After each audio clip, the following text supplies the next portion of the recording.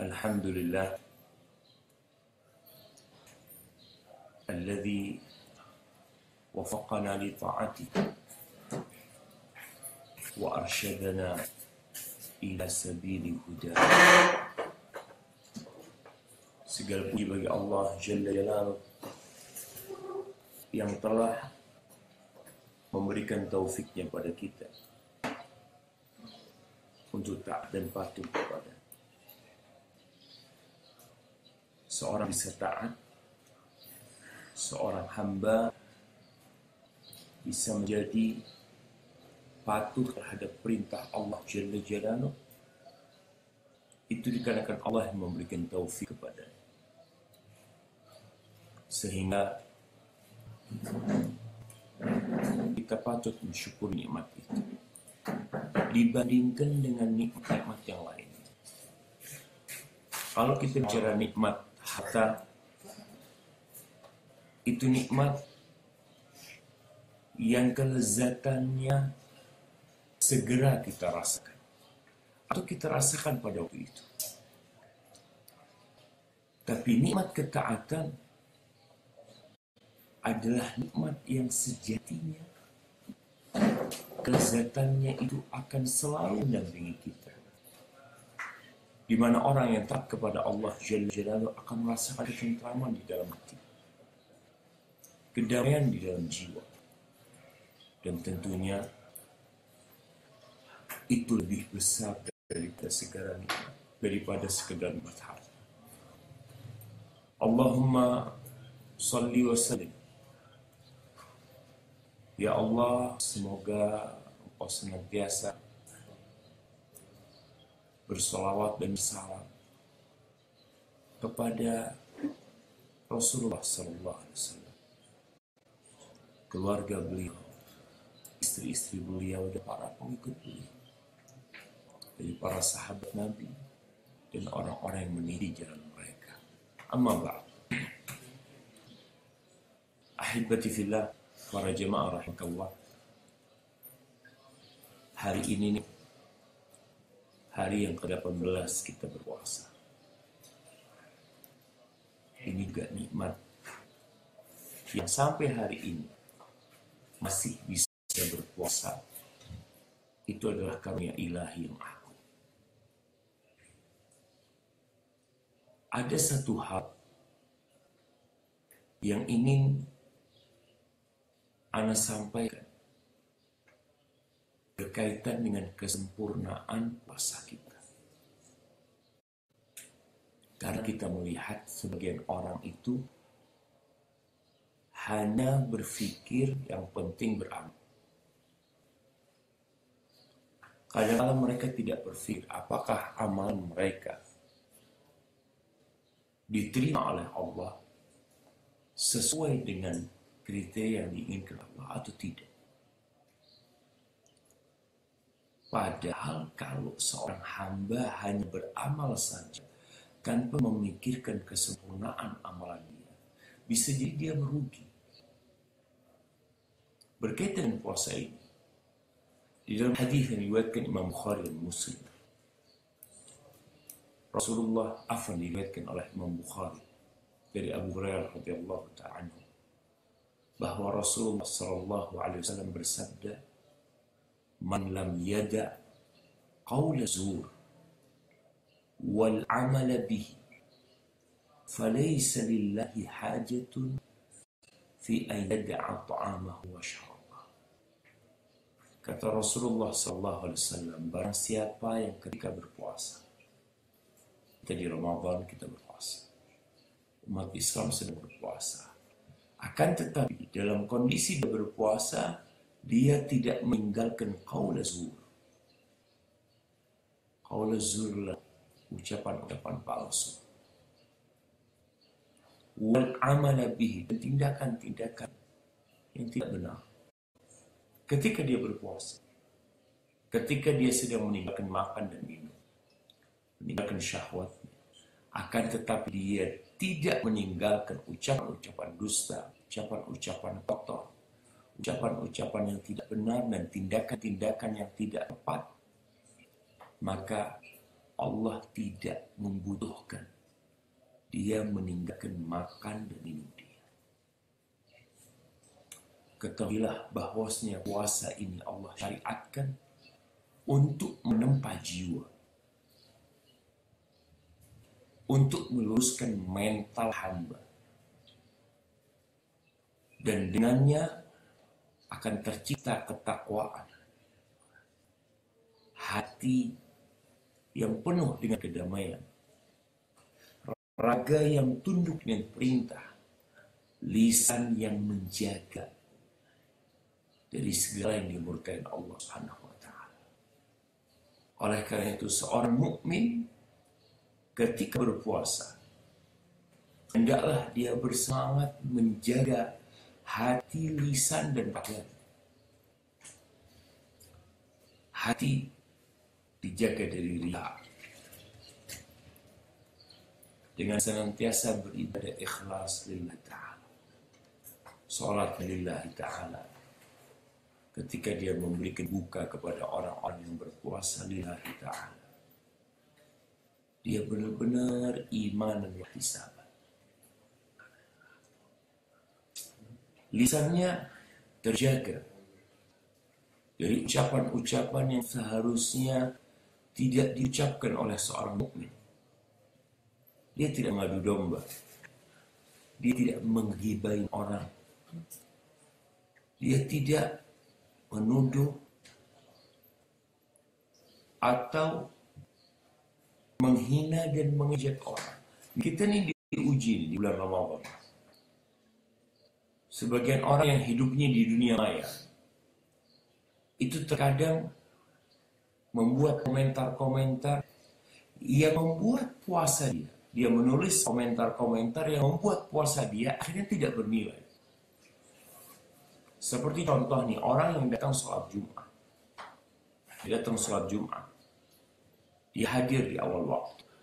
Dia duduk menyimak khutbah. Tapi di tengah khutbah dia mungkin sibuk menulis status, mengganti status dia. Atau dia tulis SMS. Atau dia melakukan tindakan-tindakan yang tidak berguna. Itu kata Rasulullah SAW, ibadah Jumat dia nol. Karena dia melakukan tindakan yang seharusnya tidak dilakukan oleh orang yang sedang sholat Jumat, sedang hadir di khutbah Jumat. Dan kita melihat sebagian orang hadir di masjid, menghadiri sholat Jumat, dan dia ngobrol di masjid sama sahib-sahibnya. Ustaznya ceramah ini di belakang lagi ngobrol sama ketawa-ketawa. Subhanallah. Allah nggak butuh kau datang ke masjid. Sebagaimana ini berkaitan dengan puasa. Ketika seorang dalam kondisi puasa dia mengucapkan ucapan-ucapan atau dia menulis status, menulis komentar yang di situ ada sesuatu yang tidak Allah ridhai, maka engkau akan hidup sengsara.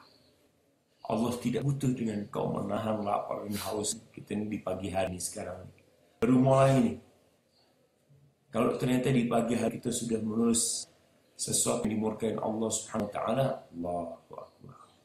Apa nilai puasa kita?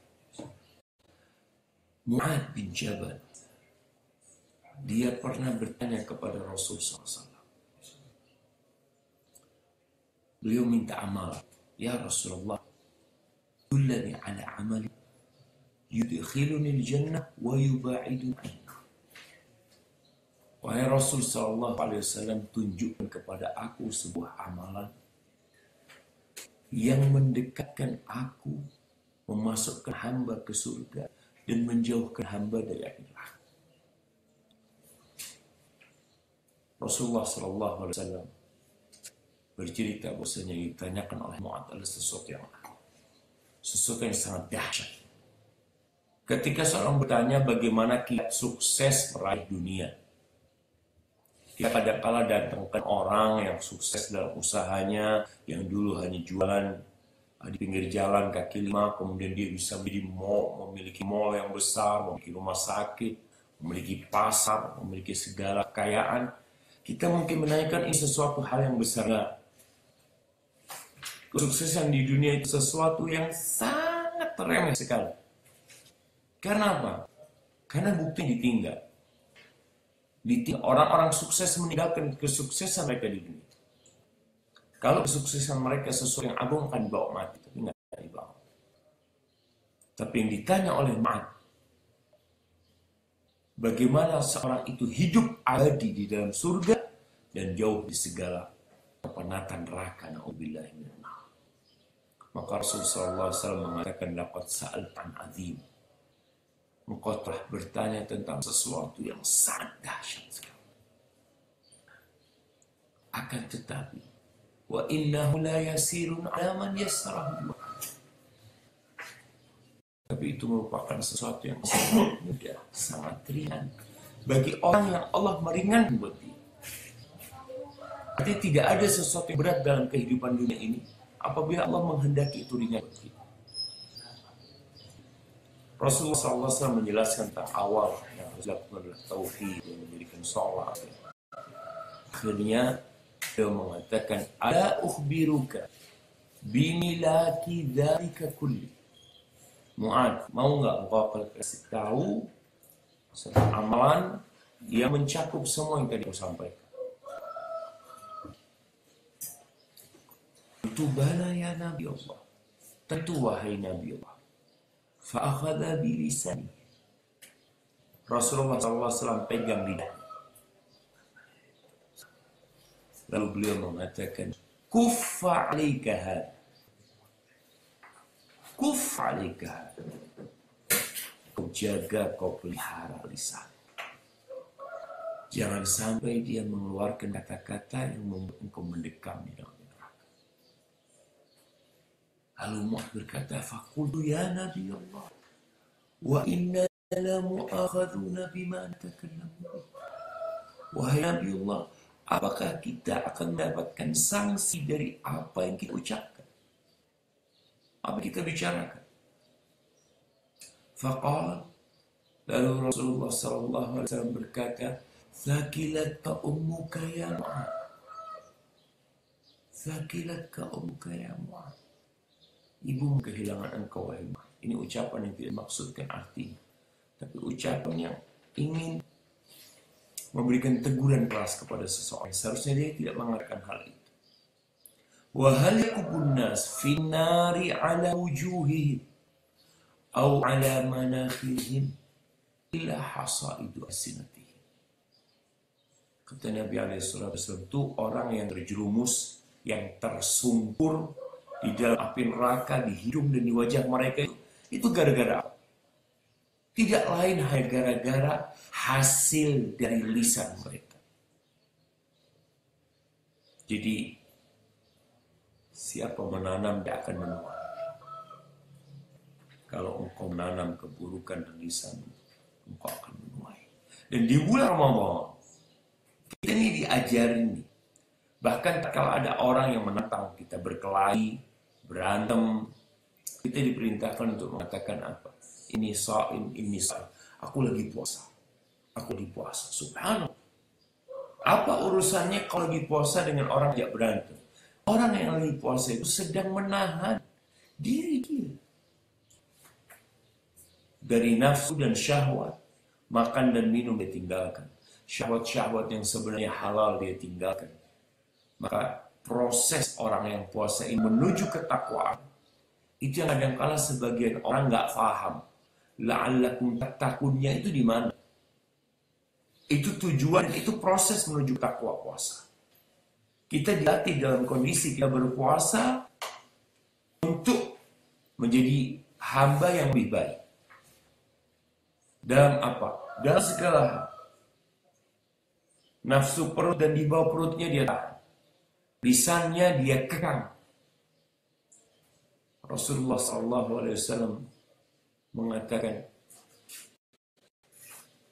dalam sebuah hadis yang berkaitan dengan lisan, man kana yu'minu billahi wal yawmil akhir falyaqul khairan aw liyasmut. Ini jadikan patokan kita, pegangan kita tatkala kita berbicara, tatkala kita menulis komentar. barang siapa beriman kepada Allah dan hari akhir, hari kiamat, akhirat, dia beriman. Kalau nanti dia akan diberdirikan di hadapan Allah. Kalau di sana ada surga dan neraka, dan dia percaya dengan adanya mizan, dengan adanya timbangan, pembagian rapot, dengan adanya sirat, dia percaya. Apa yang harus dia lakukan? Falyaqul khairan aw liyasmut. Hendaklah dia berkata yang baik atau diam. Jelas ini. Seorang mukmin ini dalam kehidupan ini, kalau kita lihat sekarang MUI sibuk bersama Kementerian Informasi ini itu mau bikin aturan, mau menutup medsos sebenarnya. Ini Ramadan sebenarnya latihan untuk umat Islam agar mereka jadi orang yang cerdas dalam menulis dan membaca dan dalam berucap dan bertutur kata. Ramadan. Di luar Ramadan aja kita diperintahkan untuk berkata yang baik atau diam. Ketika engkau menulis komen, kita kan kadang-kadang nggak peduli, yang penting tulis. Dan tanda-tanda kiamat memang tersebarnya pena, semua orang bisa nulis apa yang dia ingin dia tulis. Dan sebagian orang gara-gara tulisan dia di penjara kadang-kadang. Kalau di penjara di dunia tidak ada masalah. Setahun, 2 tahun, 3 tahun, 6 tahun, 10 tahun, 20 tahun. Kau akan keluar subhanallah. Tapi kalau di neraka, subhanallah, bayangkan satu hari di akhirat sama dengan 1000 tahun. Maka seorang mukmin itu sebenarnya dididik, ditempa untuk jadi orang yang berkata yang baik atau dididik. Apalagi di bulan Ramadan. Nih, Anda kembali kepada yang kita bicarakan bersama hadis yang diriwayatkan Imam Bukhari. Barang siapa yang tidak meninggalkan ucapan lam yada' qaula zur, ucapan yang dusta, palsu, Allah tuh nggak butuh dia dengan puasa. Ada apa meninggalkan makan dan minum? Ada apa? Pagi sahur sebelum fajar, kemudian kau tinggalkan itu. Maka ahibbatillah, berkaitan dengan makan dan minum, kita harus berpikir yang sudah meninggalkan makan dan minum dengan menjaga lisan. Jadi insya Allah seorang muslim ketika nulis komen, dia akan berpikir, Allah melihat aku nih, dan yang aku tulis ini akan aku pertanggungjawabkan pada hari kiamat. Bukan di depan pengadilan di dunia aja, tapi yang terakhir, Rasulullah SAW mensifati seorang yang beriman, al-muslim man salimal muslimun min lisanihi wa yadihi. Seorang muslim adalah yang orang lain itu selamat dari lisan dia dan tangan. Jadi jadilah seorang muslim yang cerdas. Jemaah rahimakallah, kita ini lagi siaran percobaan sebenarnya, karena kita ingin ada pertanyaan dari para pemirsa ya, teman-teman yang nonton. Mungkin bisa langsung telepon di 0823 23 114 900, 0823 23 114 900 agar materi kita semakin memperkaya isi materi ini. Saya ini ada yang udah tulis surat. Dia mengatakan, Assalamualaikum Ustaz, bagaimana cara kita menjaga lisan terhadap suami kita yang dia zalim terhadap kita? Bagaimana cara kita menjaga lisan terhadap suami kita yang dia zalim terhadap kita? Subhanallah. Nah, bulan Ramadan adalah bulan sabar. Makanya puasa itu nisfus sabar. Bagaimana sekarang istri dapat suami yang zalim? Bagaimana menjaga lisannya? Tetap dia jaga lisannya. Apalagi yang zalim ini suami dia. Ketika mendapatkan suami yang zalim, seorang wanita harus bertanya, kenapa ya Allah aku mendapat suami yang zalim? Mungkin aku yang tidak benar. Mungkin aku yang salah pilih suami. Mungkin suamiku inilah azab yang Allah berikan kepada aku yang disediakan di dunia. Sehingga aku mendapatkan suami yang zalim. Maka tatkala dia menyikapi kondisi rumah tangganya dengan cara seperti itu, dia akan lari kepada Allah. Ketika suami marah mengeluarkan umpamanya, dia ucapkan, oh ya kadang-kala ada suami-suami yang suka mengeluarkan kebun binatang. Bagaimana sikapnya? Membalas? Nggak ada gunanya kau membalas. Yang ada berantem. Apalagi dia suami. Dan suami menjadi komandan di dalam rumah. Dan ketika anak buah istri ini sebagai bawahan seorang suami, maka paling tidak dia berusaha untuk mengatakan, aku sudah puasa ya Allah, bantulah hamba untuk menjaga lisan hamba. Jadi kalau suami marah, mau macam-macam, dia katakan ucapan-ucapan yang buruk, ya kau katakan Allah yahdi, ya Allah mudah-mudahan Allah memberikan hidayah kepada dia. Dan itu insya Allah bisa memperbaiki suami. Karena kita bicara bagaimana menjadikan suami jadi lebih baik dan aku jadi pahala. Seperti itu. Jadi insya Allah mungkin dengan cara tadi engkau mengatakan suaminya Allah yahdi, semoga Allah memberi hidayah kepada dia, dan insya Allah itu lebih mudah. Nah, baik, ini ada pertanyaan selanjutnya.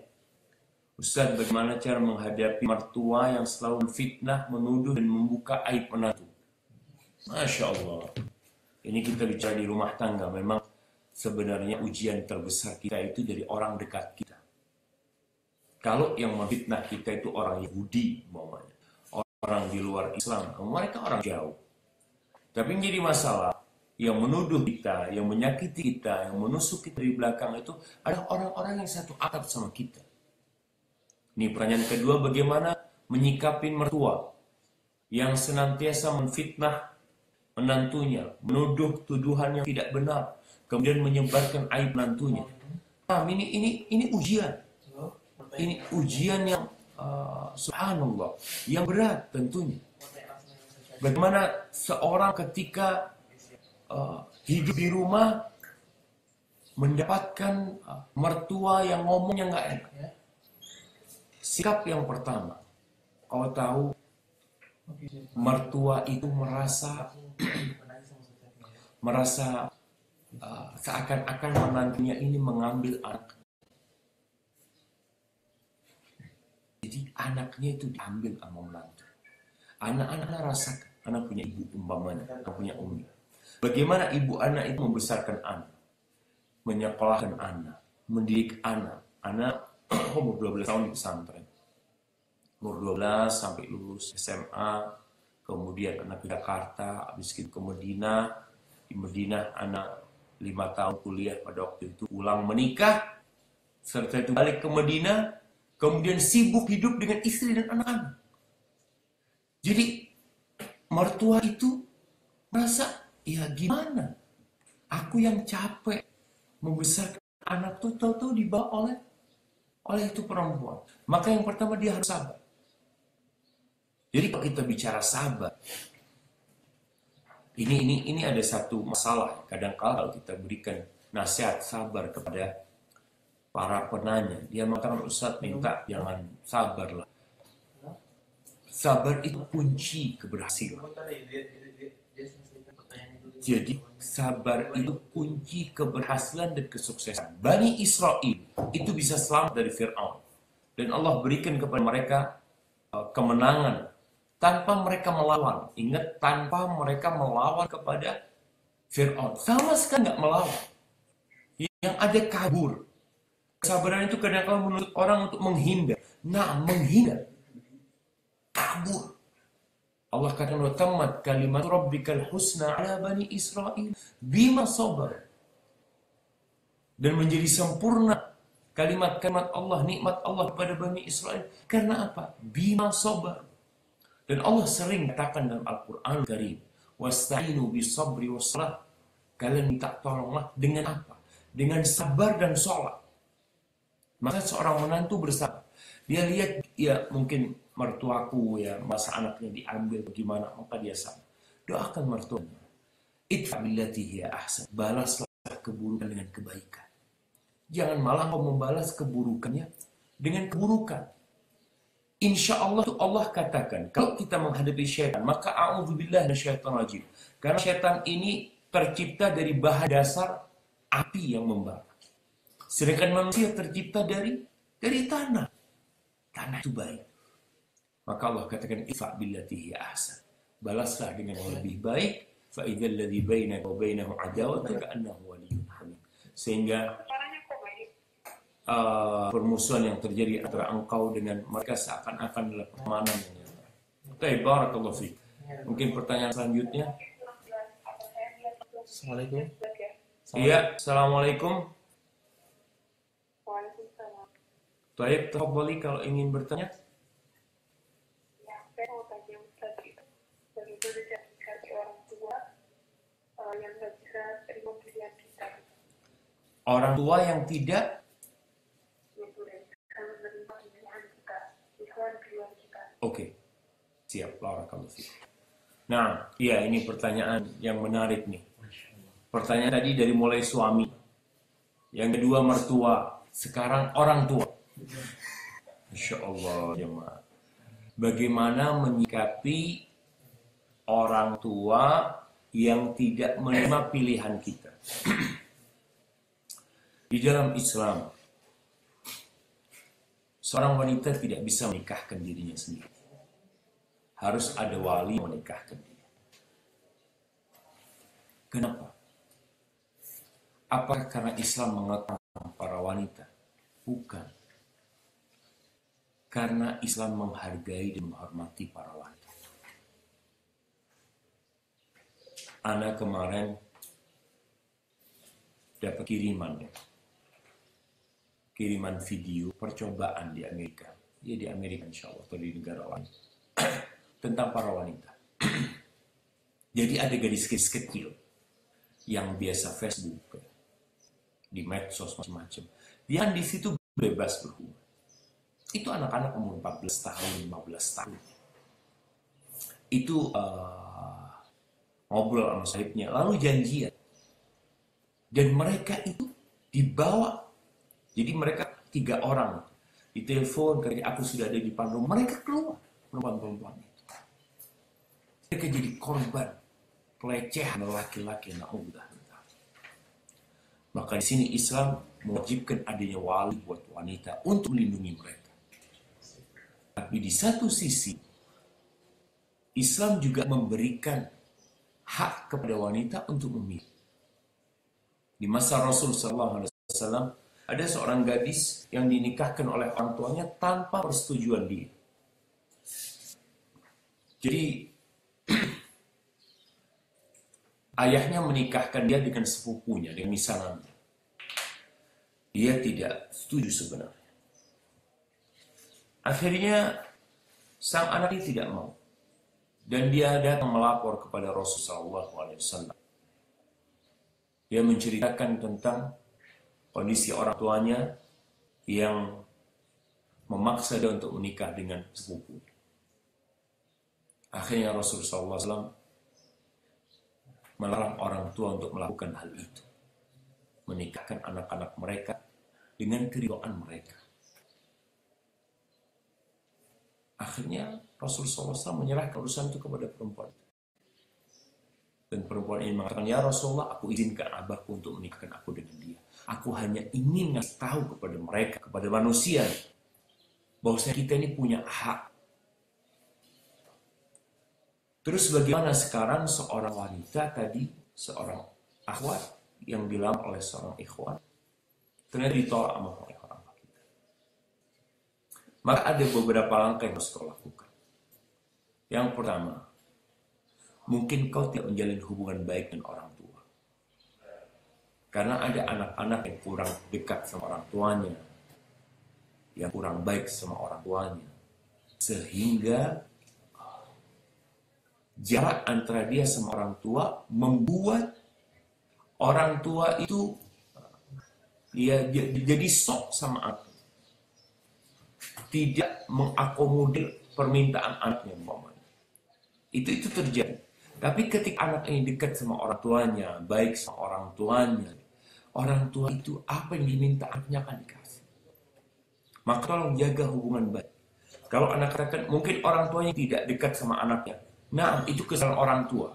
Tapi anak akan berbicara tentang kita sebagai seorang anak. Apa yang bisa kita lakukan menghadapi hal itu? Maka kita menjalin hubungan baik sama orang tua kita.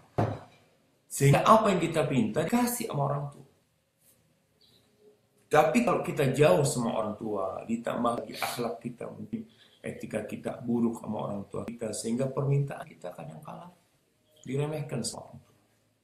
Maka jalin hubungan baik. Tunjukkan akhlak yang mulia. Kemudian memohon. Artinya jangan sampai seakan-akan kita menekan orang tua kita. Oh, nggak minta. Kemudian kalau ngomong kadang-kala terus terang anak kalau ngomong sama orang tua sering diputus. Karena yang menjadi orang tua merasakan itu dan anak menjadi anak merasakan itu. Artinya seakan-akan anak ini selalu salah. Selalu pendapat dia nggak benar. Padahal tidak seperti itu. Apalagi yang menjalin pernikahan adalah seorang anak dia yang akan menjalin kehidupan. Orang tua yang perlu dilakukan ketika anaknya ini memiliki pilihan. Yang perlu dilakukan orang tua adalah mengecek status ini orang. Bisa dicek dari status di Facebook dia, di mana lihat teman-temannya. Dia kalau ingin melarang anaknya dikasih, nah yang kau pilih itu orangnya kayak gini. Nih kau lihat nih. Abah udah lihat. Kalau ternyata pilihannya itu sudah baik, tapi orang tua tidak suka macam-macam, maka kau tulis surat ke orang tua. Jangan katakan, karena kalau kita ngomong, kadang-kala keluar kata-kata yang menyakitin orang tua, ucapan yang seharusnya tidak kita lakukan, karena kita emosi, akhirnya hubungan anak sama orang tua jadi retak. Kadang-kala anak berangkat ke mahkamah, macam-macam, maka tolong kau tulis surat. Kalau tidak sukses, yang ketiga, kau bisa berangkat ke pengadilan agama. Datang ke sana mengatakan, kalau orang tuaku menghalangiku menikah dengan seorang laki yang dia sepadan denganku. Agamanya baik, akhlaknya mulia. Gara-gara orang tua mungkin hanya ingin harta, ingin ini, macam-macam. Insya Allah cara seperti itu, nanti pengadilan akan memanggil orang tuanya, atau apa yang dilakukan pengadilan, bukan kita dengan kabur meninggalkan orang tua nikah dengan wali hakimlah, tapi kita harus resmi jalani ikut koridor syariat. Hadza wallahu a'lam bishawab. Nah, ini ada pertanyaan selanjutnya. Assalamualaikum. Naam, tafadhali. Nah, apa terputus? Iya. Waalaikumsalam warahmatullahi wabarakatuh. Naam, tafadhali. Barakallahu fiki. Afwan, ana mau tanya, ana Ummu Abidar. Ummu Abidar, Masya Allah. Fadhali Ummu Abidar. Ana mau tanya, ana udah sirok ya? Iya. Tapi apa anak kepinginnya masih berhubungan baik sama pihak mantan suami sama keluarganya. Tapi karena dari pihak anaknya pada saat sirok terjadi tidak ada islah dan tidak ada hubungan baik, jadi keluarga anak itu tetap menjauh dan anak melarang anak untuk berhubungan baik kembali, menjalin ukhuwah sama mereka. Iya. Karena perkawinan anak kan yang sebentar. Ada anak Ummu Abidar. Anak belum ada anak. Ya. Anak bingung gimana. Anak satu sisi mau menjalin ukhuwah karena sesama muslim, tapi satu sisi lain anak harus menjaga perasaan orang tua. Iya. Jadi anak bingung gimana anak harus bersikap gitu. Subhanallah. Ya. Baik. Udah? Wa iya. Nah. Wa iyaki. Barakallah. Iya, ini berkaitan dengan hubungan seorang istri dengan mantan suaminya dan mertuanya. Dengan mantan mertuanya. Ingat, kadangkala perceraian itu menjadi solusi untuk satu permasalahan yang tidak ada jalan keluar. Apa yang harus dilakukan ketika perceraian terjadi? Ingat, yang paling dicintai setan itu adalah perceraian. Iblis ketika mengutus bala tentaranya, iblis begitu bangga. Dan orang yang berhasil menceraikan suami istri, dia mengatakan, anta kaum orang yang, kata iblis. Kenapa? Karena tadi Abi Dzar bertanya bagaimana ketika dia bercerai, salah satu dampak buruk perceraian yang tidak ma'ruf, yang tidak sesuai dengan aturan, itu memutuskan ukhuwah, bahkan memutuskan silaturahim. Kalau ini antara sepupu ya, kadang-kala kan mereka ini misalnya nikah.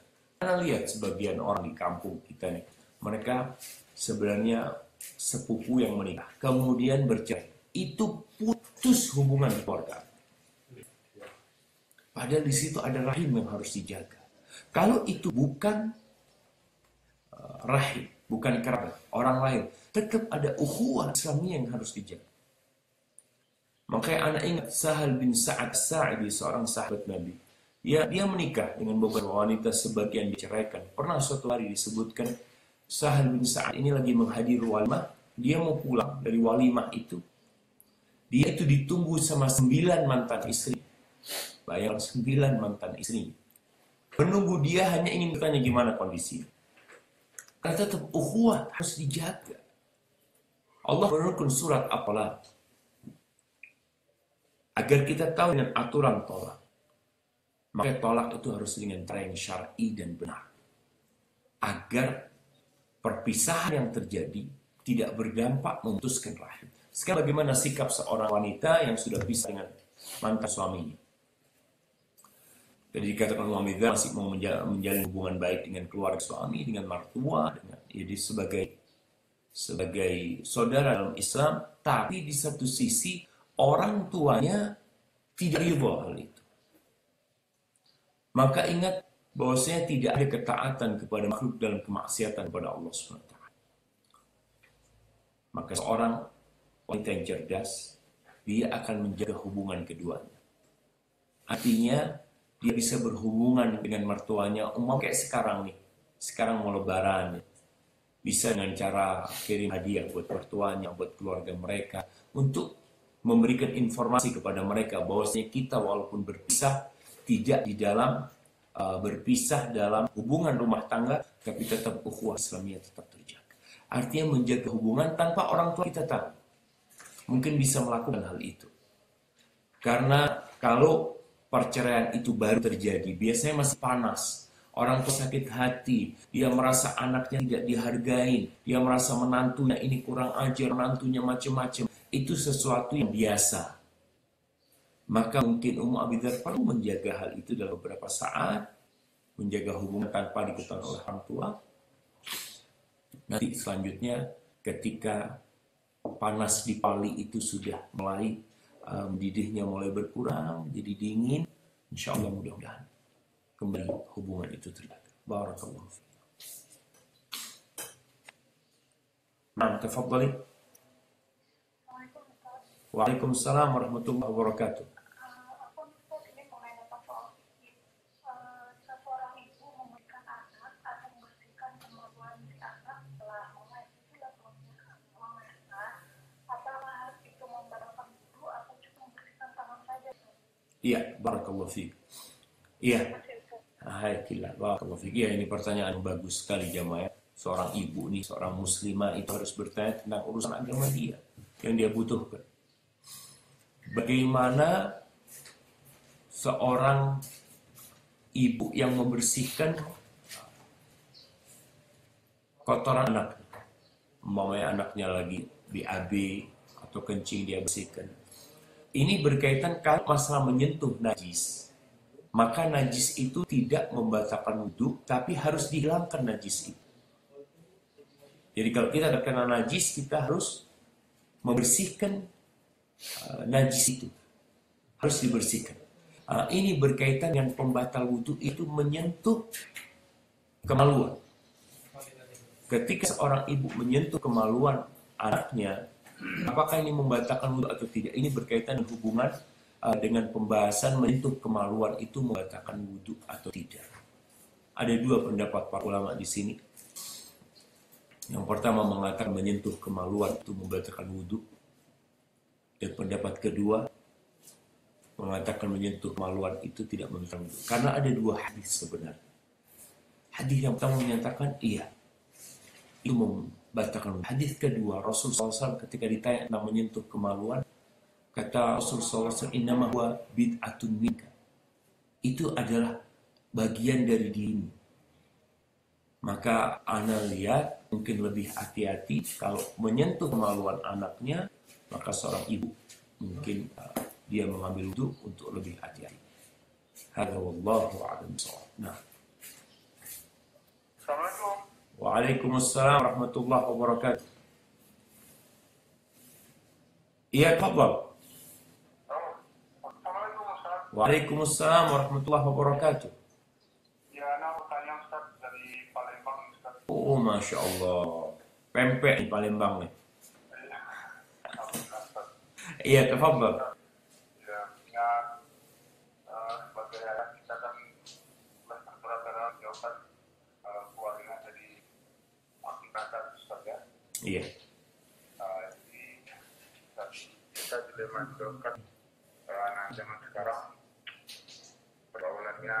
Jadi saya berniat untuk memasukkan anak saya untuk ke pondok, cuman masih ada pertentangan sedikit dengan keinginan istri.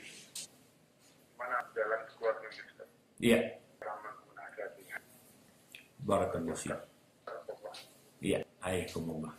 Iya, ini pertanyaan dari Palembang ya, tentang bagaimana orang tua menghadapi istri. Seorang suami menghadapi istri. Orang tua ingin memasukkan anaknya ke pesantren berkaitan dengan firman Allah, ya ayyuhalladzina amanu qu anfusakum wa ahlikum nara. Wahai orang-orang yang beriman, jagalah diri kalian dan keluarga kalian dari api neraka. Yang kedua, kita diperintahkan untuk menjaga diri kita dan keluarga kita dari api neraka. Salah satu bentuk penjagaan orang tua adalah dengan memberikan lingkungan yang baik untuk pendidikan anak. Apalagi seperti di masa sekarang yang kita melihat pergaulan begitu menakutkan, jemaah. Sampai ada orang tua yang datang nih, subhanallah, datang ke Jember. Anak masih ingat, dia itu di Surabaya, di ITS, datang ke Jember. Dia hanya mau ngaji, dia datang naik mobil dari Surabaya ke Jember. Dan anak cuma jumpain dia sebentar pada waktu itu, mungkin nggak sampai 30 menit. Karena ada acara yang si kajian. Dia cuma mau nanyakan, Ustaz, anak punya anak, Ustaz. Anak punya anak ini SD Islam, SMP Islam. Dia SMA minta umum. Akhirnya anak sekolahkan di umum. Subhanallah, sekarang nggak mau sholat. Karena di SMA itu banyak teman-temannya yang pada nggak sholat. Sehingga nih anak akan terpengaruh dan lingkungan itu. Sekarang bagaimana ketika orang tua sudah sadar, seorang ayah sadar dengan bahaya lingkungan, dan dia tahu ada sesuatu sebenarnya yang sedang dicari oleh semua manusia, yaitu kebahagiaan. Dan kebahagiaan itu letaknya di hati. Maka orang tua ingin masukkan anaknya ke pesantren. Tinggal sekarang ibunya nggak setuju. Maka yang perlu dilakukan adalah menyingkat tabir yang membuat dia tidak setuju. Apa sebenarnya? Ada orang berpikir kalau anak di pesantren itu nggak bisa kuliah umum. Kata siapa? Kalau anak di pesantren tidak bisa jadi dokter. Kata siapa?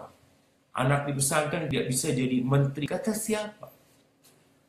Menteri pendidikan yang kemarin, Menteri Muhammad Nuh. Bukan Muhammad Nuh. Lulusan pesantren. Itu menteri pendidikan. Dan tidak sedikit lulusan pesantren yang jadi orang-orang sukses. Tapi dia memiliki fondasi Islam yang kuat.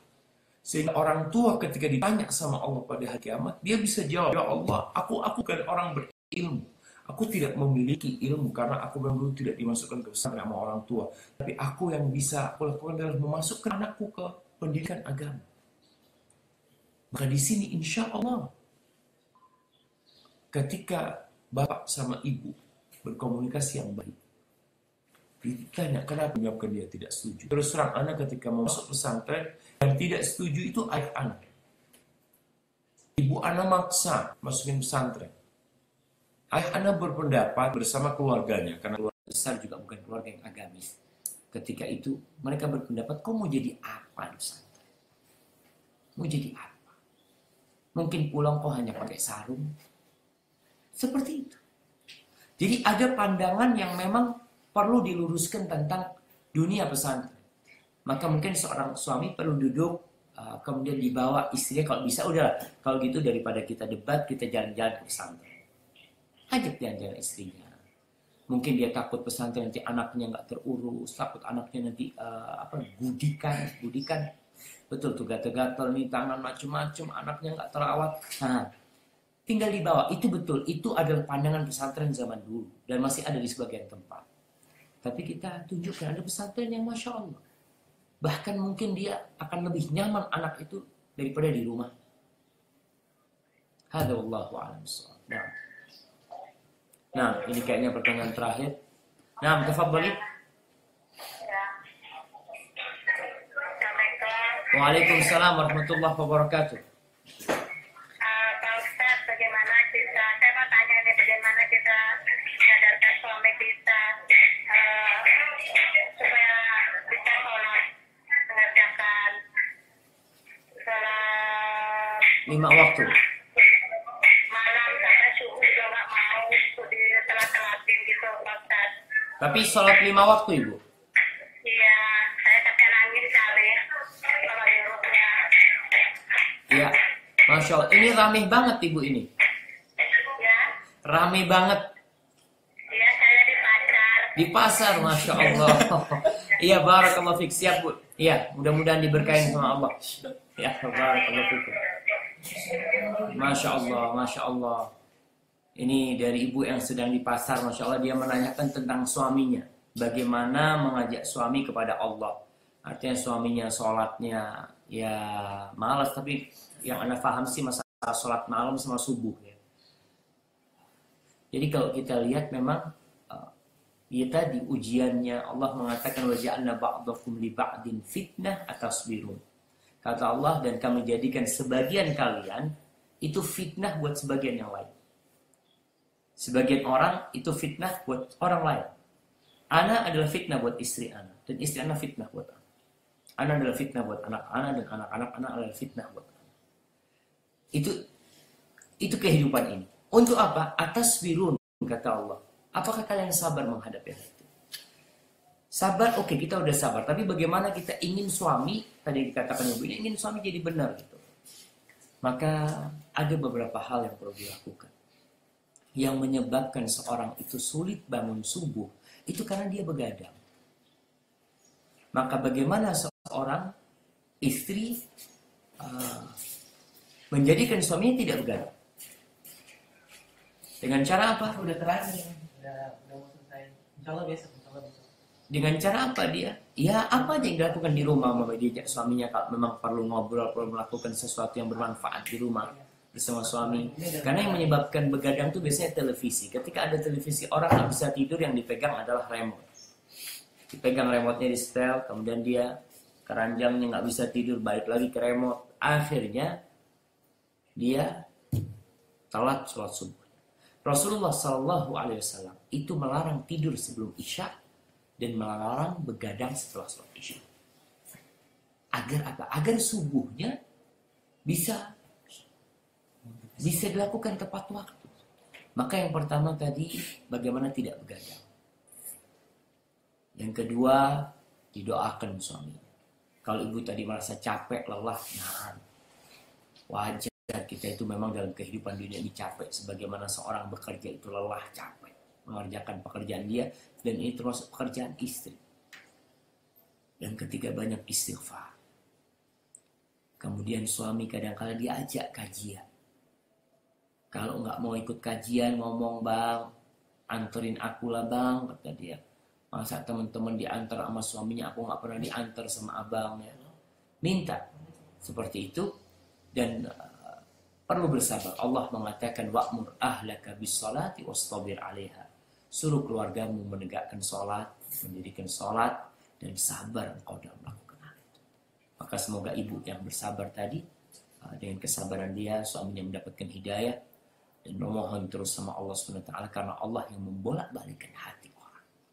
Kita tahu bagaimana Umar bin Khattab yang awalnya keras terhadap Islam, kemudian Allah memberikan hidayah kepada dia. Hadza wallahu a'lam bishawab. Itu yang bisa Anda sampaikan pada kesempatan kali ini. Mungkin cukup sampai pukul 6 pada hari ini ya. Insyaallah mudah-mudahan esok hari selama Ramadan ini kita bisa terus memberikan tausiah, memberikan pencerahan agar kita menjadi mukmin yang mengerti agamanya dan menjalankan kehidupan ini sesuai dengan yang Allah inginkan. Apabila yang Anda sampaikan benar itu dari Allah Jalla Jalaluh, kalau ada yang salah dan kurang berkenan itu dari diri Anda pribadi, Allah dan Rasulnya terbebaskan dari kesalahan itu. Subhanakallahumma bihamdika asyhadu an la ilaha illa anta astaghfiruka wa atubu ilaik.